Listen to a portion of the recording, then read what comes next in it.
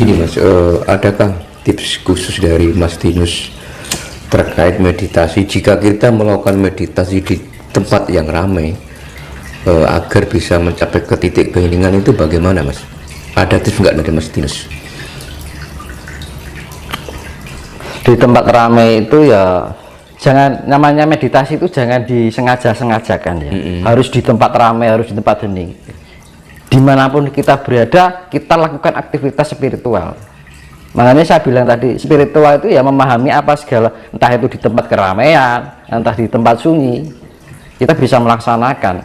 Selama kita mampu memahami segala perjalanan kehidupan itu, ya itu bagian dari spiritualitas, kan gitu. Maksudnya gini Mas, meditasi misalkan di tempat ramai, iya, gitu betul.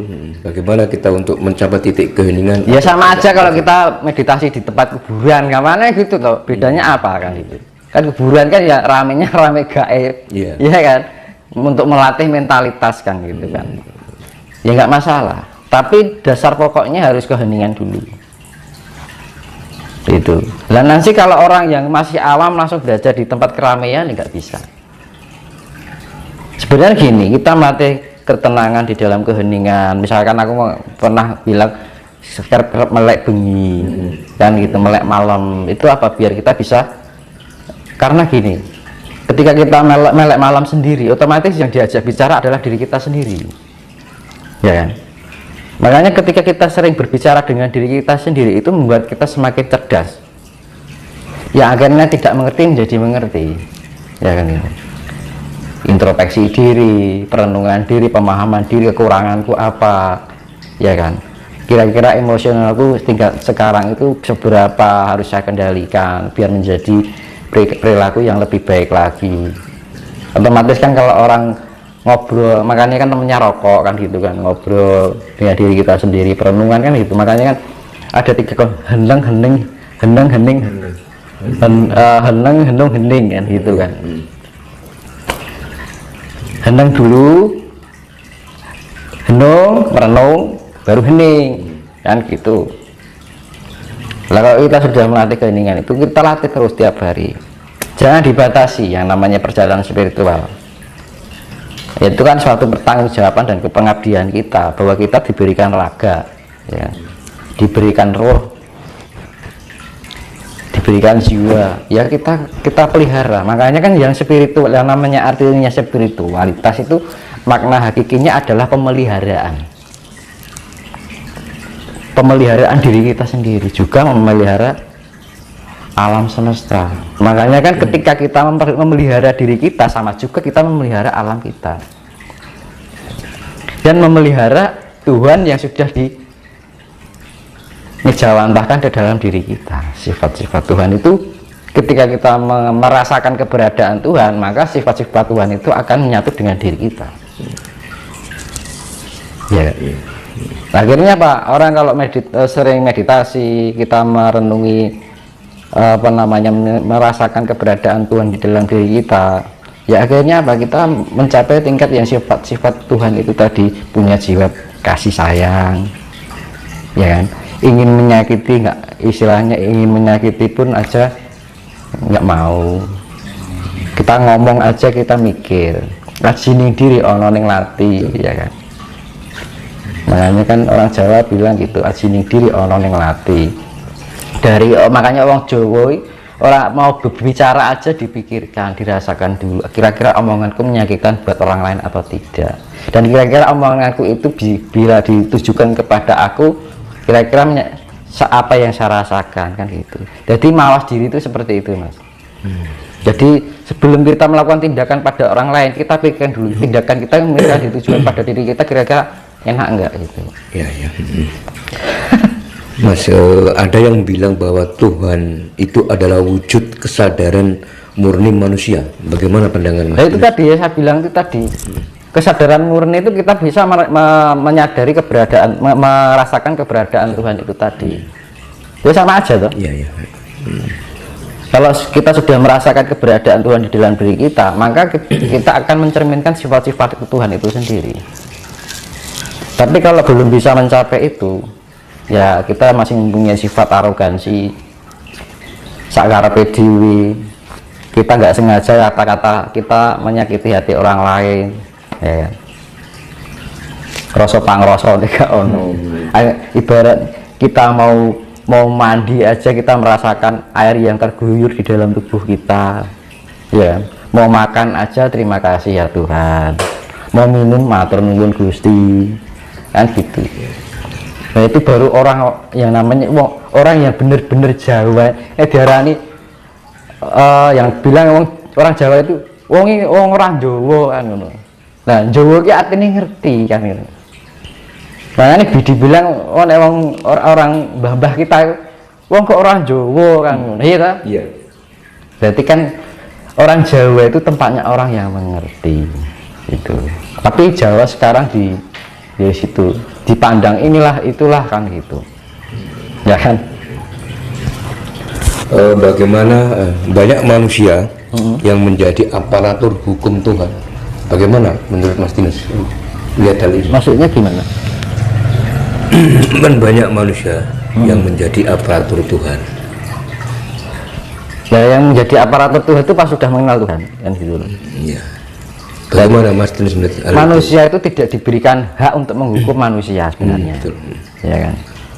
Kita nggak usah menghukum orang itu akan dihukum oleh perilakunya sendiri secara otomatis? Iya. Ya. Kita menyakiti orang lain sama juga kita melukai diri kita sendiri sebenarnya.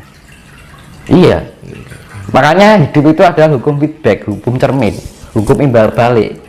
Kalau kita cahaya yang kita keluarkan biru ya akan kembali biru, kan sebenarnya itu hukum alam.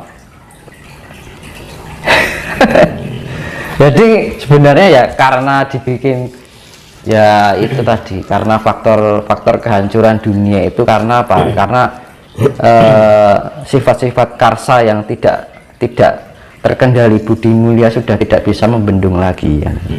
Ibarat kita berbuat baik itu sudah nggak mampu gitu, ya kan? Kadang aja kita berbuat baik aja masih dianggap jelek kok. Zaman sekarang apa yang nggak dianggap buruk kan ngono, ya kan? Nah karena apa, manusia sudah terbudidaya oleh sifat-sifat seperti itu. Karena apa, sudah tidak, ya saya bilang itu tadi, dunia ini sudah lepas dari identitas langit, gitu loh. Karena apa, sebagian besar yang menjadi faktor kehancuran dunia ini adalah manusia. Padahal manusia itu seharusnya menjadi khalifah dari makhluk lain, ya kan? Apa hewan menghancurkan alam? Kan juga, ya kan? Apa tumbuhan menghancurkan alam? Enggak, kan manusia.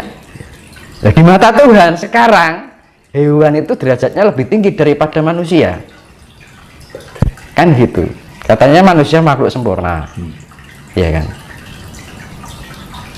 Tapi nyatanya apa hewan merusak alam? Enggak, Justru malah manusianya yang merusak alam. nah itu berarti yang sempurna yang mana kan gitu loh. Ya Mas, terkait dengan wujud Tuhan, itu kan banyak beberapa versi kan, bahwa Tuhan itu berwujud cahaya. Nah, ada juga yang mengatakan bahwa diri manusia itu adalah bentuk dan bisa dibilang fotokopi dari Tuhan. Saya ingin tahu pandangan Mas Tinus, sebenarnya hakikat Tuhan sendiri itu sebenarnya itu seperti apa, biar kita ini nggak salah pemahaman mengartikan tentang Tuhan, Mas. Tuhan itu berkaitan dengan mikrokosmos dan makrokosmos ya. Segala energi semesta, energi dari yang dihasilkan oleh semesta itu adalah energi kasih, dan power atau kekuasaan atau kekuatan dari semesta ini adalah kasih, ya kan? Terus cahaya dari Tuhan itu adalah kasih, dan wujud dari Tuhan itu adalah cahaya kasih itu sendiri. Nah makanya ketika Tuhan bisa include di dalam diri kita, ya kita harus bisa merasakan keberadaan Tuhan itu sendiri. Akhirnya apa? Jiwa yang kita keluarkan adalah cahaya kasih, gitu loh. Ya kalau kita sudah bisa melakukan yang namanya cahaya Tuhan kasih, itu wujud Tuhan. Gitu Mas. kita menebarkan kasih sayang itu wujud Tuhan, kan ngono loh. Melalui perantara senyuman kita, ya kan. Tuhan itu bisa berwujud berbagai macam cara. Dengan ucapan kita yang menyejukkan, menenteramkan, itu adalah wujud Tuhan, ya kan. Kita berperilaku belas kasihan sama orang, berbelas kasihan sama hewan, berbelas kasihan sama tumbuhan, itu adalah wujud Tuhan.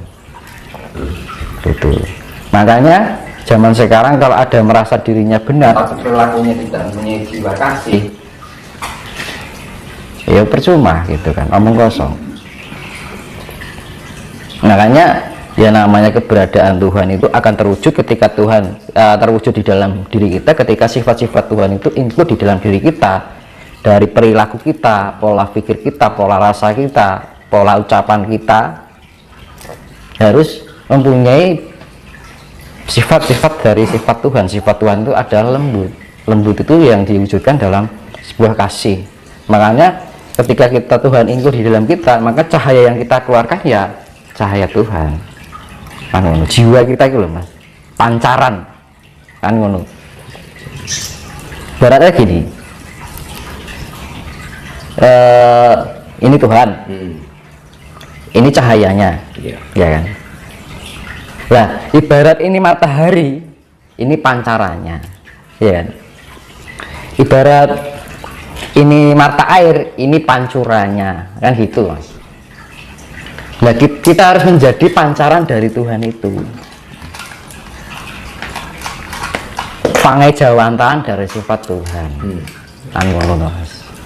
Jadi energi semesta di sana itu pancarannya itu pancaran yang sangat lembut sekali, yaitu yang penebaran kasih sebenarnya.